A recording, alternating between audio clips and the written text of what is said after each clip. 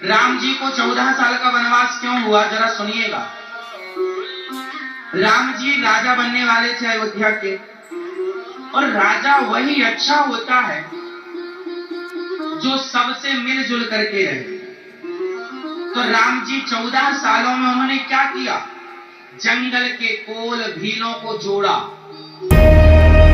यहां तक कि बंदर भालुओं को भी जोड़ा, और जोड़ करके एक ऐसी सेना तैयार कर ली, वंचितों को, दलितों को, सबको जोड़ा मेरे राम ने, और जोड़कर सेना तैयार की, और रावण जैसे लोगों को धूल चटा दी।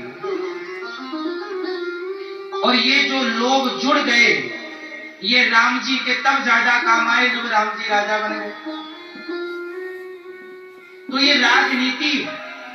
राजनीति ऐसी होनी चाहिए कि राजा वही श्रेष्ठ है जो पूरी प्रजा जिस राजा से प्यार करती हो, मतलब जनता जनार्दन का प्यार लूट लिया राम जी ने, और फिर राजा बने। ऐसे राजा बने कि त्रेता के बाद कलयुग में भी राम राज्य की कल्पना की जाती है। सबसे मिलते हैं राम जी। राम जी का दरबार सबके लिए खुला, सबको न्याय मिलता। एक बार कुत्ता आ गया, एक भिखारी मांग रहा था तो कुत्ता भौंक रहा था, भौं भौं। तो भिखारी ने लाठी मार दी जोर से, ले टांग टूट गई कुत्ते की।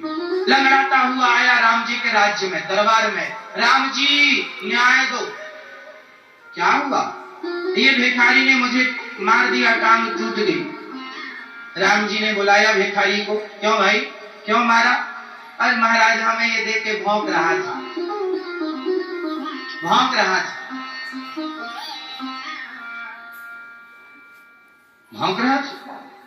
अरे कुत्ते का काम ही भौंकना, तुम उसके पांव में ऐसी लाठी मारी, टूट गई उसकी टांग। राम जी ने कहा कुत्ते से, तू ही बता, इसने तुझे कष्ट पहुंचाया है, तू ही बता इसको क्या दंड देना चाहिए। तो उस कुत्ते ने कहा कि इसे फलाने जगह का नेता बना दो। राम जी बोले, कैसा आदमी है, तुझे न्याय करना नहीं आता, नेता क्यों बना? अरे नेता बनेगा तो ये तो बढ़िया मौज करेगा, तुम तो इसे दंड दो। अरे महाराज, कुत्ता बोला, मैं भी फलाने जगह का नेता था पिछली बार, तो मैंने भी उस नेता की गद्दी में बैठकर बड़ा गलत किया, पर एक प्रजा का पैसा लूटा खाया, तो उसके पाप के कारण ही तो मुझे कुत्ता बनना पड़ा है।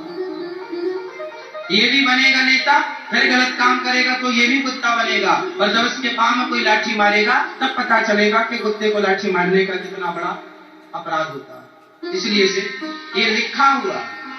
तो राम जी के राज्य में, राम जी के दरबार में किसे न्याय मिलता था?